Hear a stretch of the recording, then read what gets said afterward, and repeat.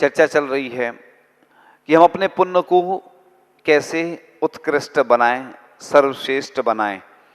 क्योंकि पुण्य फला अरिहंता, यानी जो अरहंत बनते हैं वो पुण्य का फल होता है।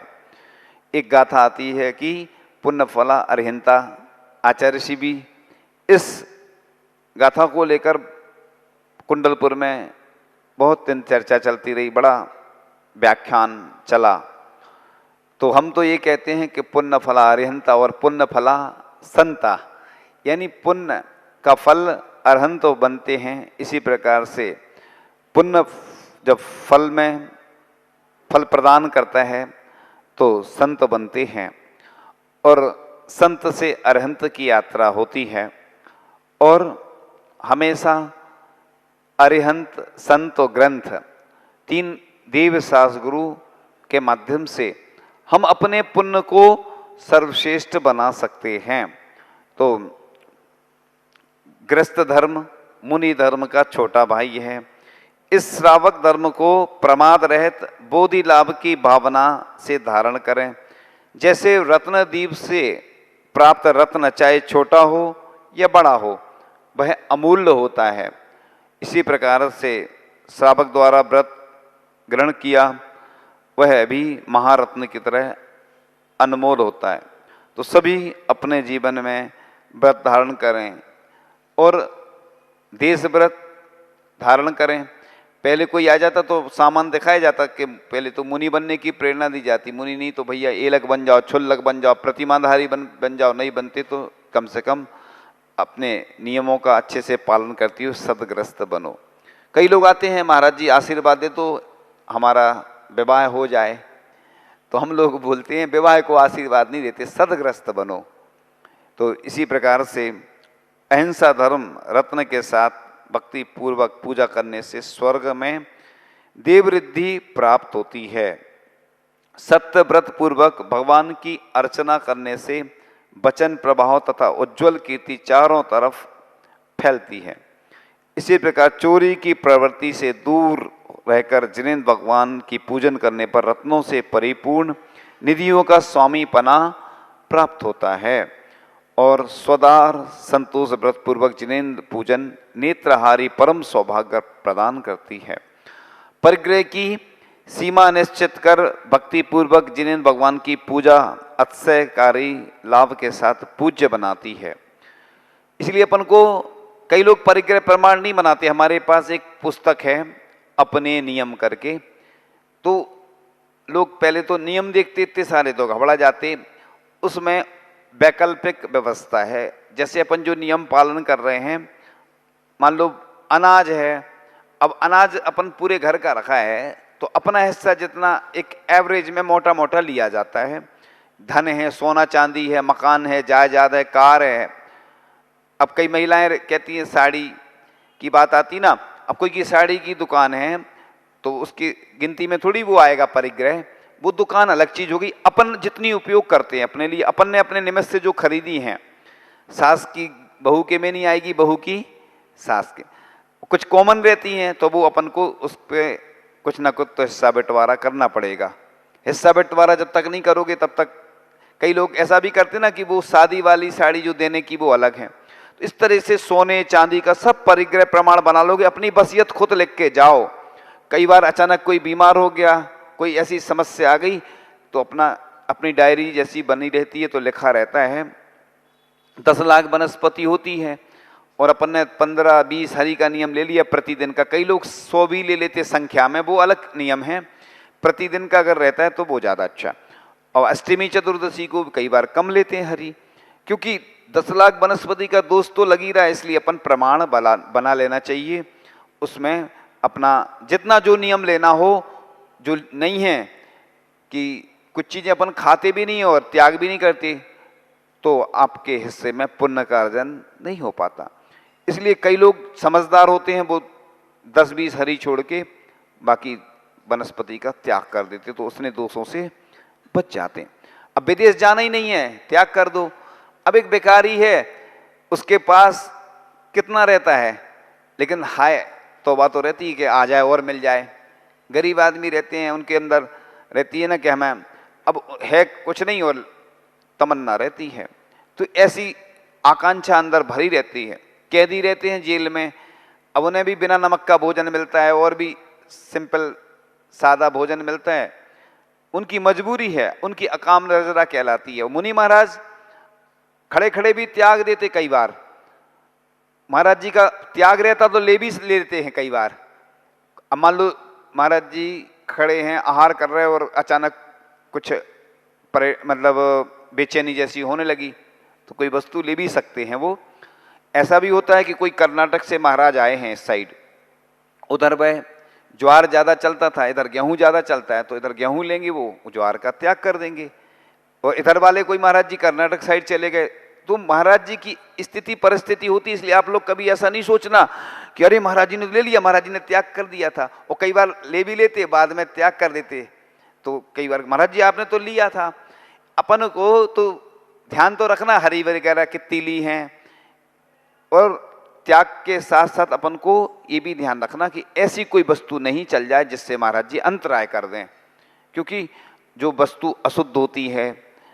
एक महाराज जी थे, किसी महाराज जी ने कहा इनको ग्लूकोज चलाना है, तो वो जब चलाया तो महाराज जी ने सोचा स्वाद कैसा आ रहा है इसका, पूछा उससे, तो कह महाराज जी हम मेडिकल से लाए थे ग्लूकोज। तो ऐसी वैयावृत्ति भी नहीं करना कि अशुद्ध चीज चला दो, विवेक पूर्वक वैयावृत्ति की जाती है। ग्लूकोज का मतलब होता है नमक, और शुद्ध जो खांड रहती ना उसका जो बूरा बनता है शुद्ध चलाना। अब तो एक पिंड खजूर जैसा रहता है ना, उसका रस आता है, उसकी भी खांड जैसी बनने लगी है।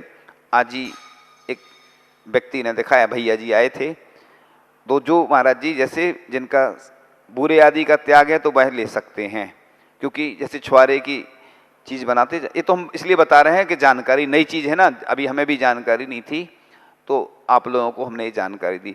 इस प्रकार से अपने परिग्रह का अगर प्रमाण बना लेते हैं तो अपने खाते में पुण्य ही पुण्य का अर्जन होगा।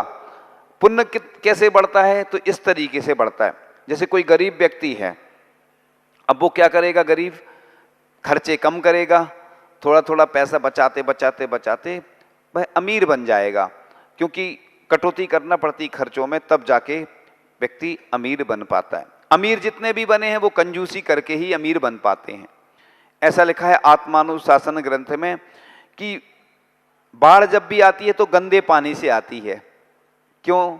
धन जो आता है, थोड़ा जो धन कमाते हैं वो तो अच्छे से आ जाता है, लेकिन जो ज़्यादा कमाते हैं ना, सबके लिए नहीं बोल रहे, लेकिन अधिकांश जैसा ग्रंथ में लिखा उसके अनुसार कि कई ऐसी मेहनत करनी पड़ती, 12-12 बजे तक, 2-2 बजे तक रात में लोग मेहनत करते सुबह से। एक व्यक्ति ने बताया कि सुबह 9 बजे जाते हैं और रात के 10-11 बजे तक, यानी कितने घंटे हो जाते, 12 से ज़्यादा 13-14। लोग कहते ना जो सर्विस करते पैकेज मिलता है। अब हम आपको एक पैकेज का रहस्य बताते हैं कि जैसे पहले लोग 8 घंटे काम करते थे, उनको कितना मिलता था, 10,000 रुपये, है ना, 12,000 मान लो, अपन हिसाब सही बन जाएगा, या 10 ही रहने दो, तो 10 का एक साल में कितना मिलता था, 1,20,000। और अब मान लो 16 घंटे काम कर रहे हो और 20,000 मिल रहा है, तो कितना मिल रहा है, 20,000 के हिसाब से कितना हो गया, 2,40,000 का पैकेज मिल रहा है साल में। देखने में क्या आता है, एक मेंटेलिटी के 2,40,000 यानी 2.5 लाख बोलते लोग मोटे तौर पे, ये मेंटेलिटी बनाई जाती, जबकि 16 घंटे काम कर रहे हैं। और पैकेज का सिस्टम ये है कि महीने का बोलते थे पहले के महीने का 10,000 मिल रहा है, और ये 20 कर दिया, डबल काम कर रहा है, और साल का बताते हैं कि 2.5 लाख रुपए मिल रहा है। लोग बेवकूफ़ बन जाते हैं। ये मेंटेलिटी होती है। जब भी कोई कंपनी रेट रखती ना कोई चीज़ का, तो 9,999 क्यों रखती है? ऐसा क्यों रखती है? कम रखती है। वो आदमी को लगता है कि 10,000 तो नहीं है, 9,999, बेवकूफ़ बनाने की कला है ये।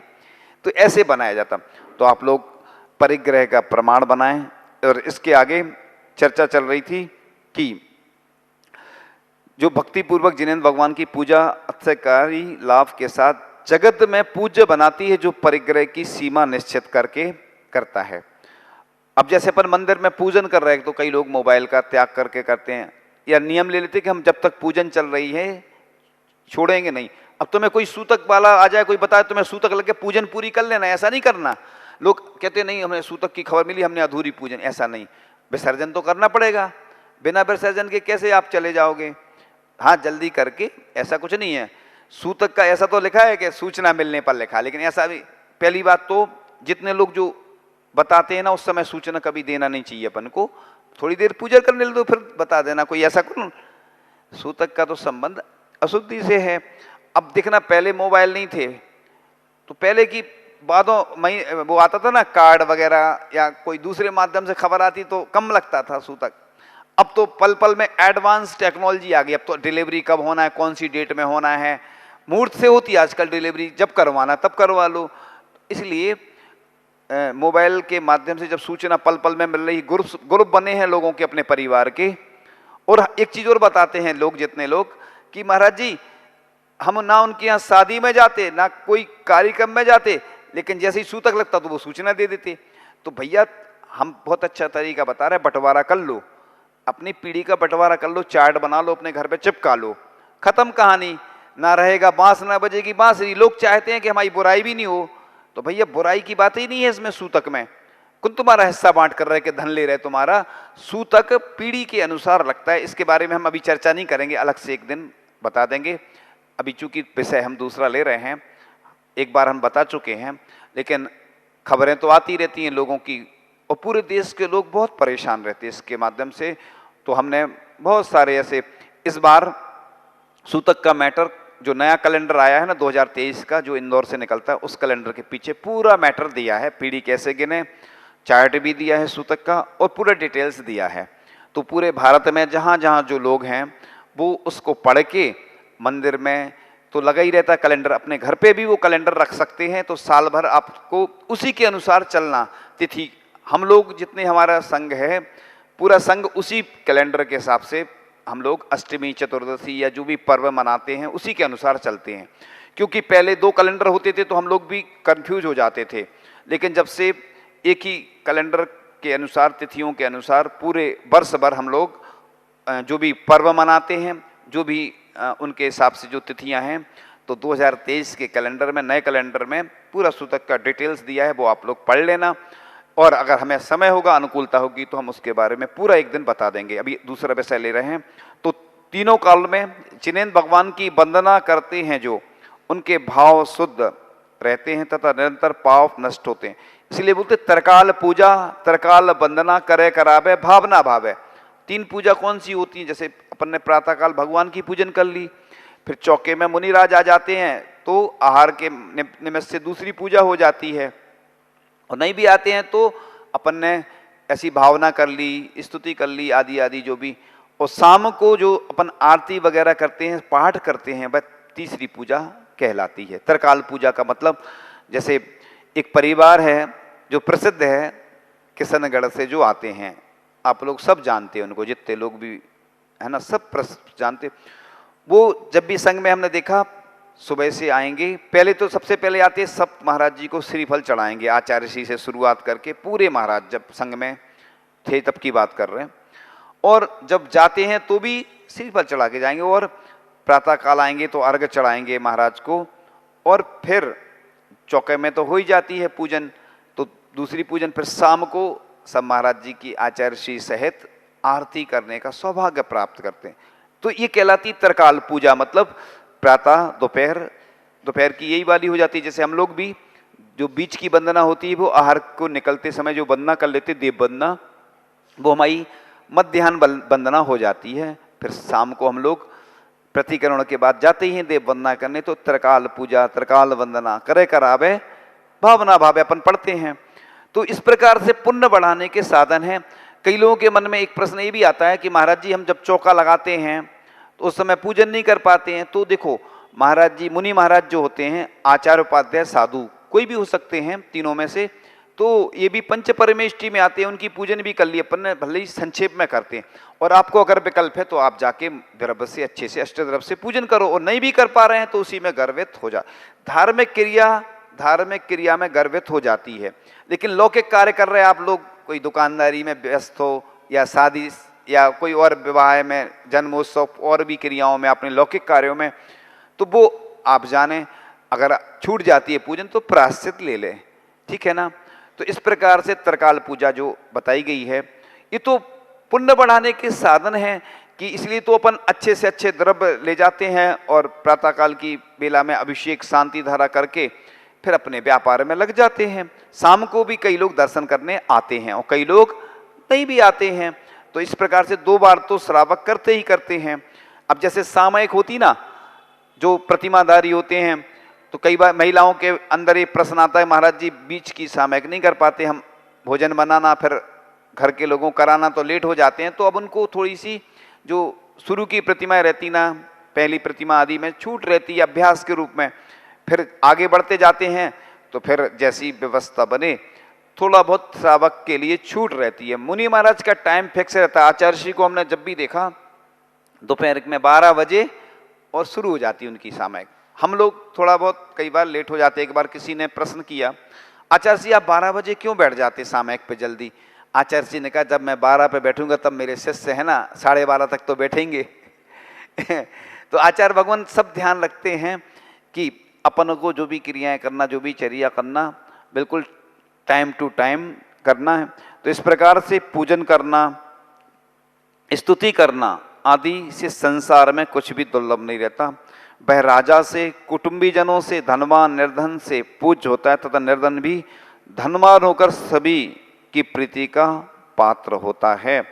तो इस प्रकार से पूजन की श्रेष्ठता के बारे में ग्रंथों में मिलता है कि सुगंधित पुष्पों से पूजन करने से पुष्पक विमान में इच्छित दिव्य भोग प्राप्त होते हैं। और कई लोग हैं अच्छे से अच्छे रत्न भी चढ़ाते हैं, कोई चांदी के फूल चढ़ाते हैं, कोई सोने की भी चढ़ाते हैं। एक व्यक्ति था मेरठ में, वो प्रतिदिन सौधर्मेंद्र बन के अच्छे बाजूबंद मुकुट सोने का जितने भी आभूषण होते ना पुरुष वर्ग के, वो पहन के प्रतिदिन अभिषेक और पूजन आदि करता था। अभी करंट में हमें मालूम नहीं, पहले की सुनी सुनाई बात है। तो अपन प्रतिदिन जब भी पूजन करें तो सौधर्मेंद्र बने और आहार दें तो राजा श्रेयांश बनकर दें। भावना तो वही रखो ना अपन। अब बताओ अपन जैसे चावल चढ़ाते हैं, पुष्पों में पुष्प चढ़ाते हैं, भावना कर लेते उसी में, पीले कलर में कर दिया और पुष्प चढ़ा रहे अपन। तो ऐसे ही अपन, इसमें कोई दिक्कत थोड़ी है। भावना तो वही रखना चाहिए कि हम सौधर्मेंद्र बनकर पूजन करें। पुण्य का अर्जन भावना ही से होता है। अब अपन यही सोचे जो ये चावल के पुष्प चढ़ा रहे हैं तो हम सोने के पुष्प चढ़ा रहे हैं, ऐसी भावना रखो उसमें, तो भावना से भी पुण्य का अर्जन हो जाता है। अतिशय निर्मल भाव रूपी फूलों से जिनेंद्र भगवान की पूजन करने से पूज्यता एवं सुंदरता मिलती है। जिसको भी सुंदर शरीर मिला है उसने पूर्व में अच्छे से जिनेंद्र भगवान की पूजन की होगी। तो चंदन, काला गुरु, धूप जिनेंद्र भगवान के समक्ष जो खेते हैं वह मनोज्ञ देव होते हैं।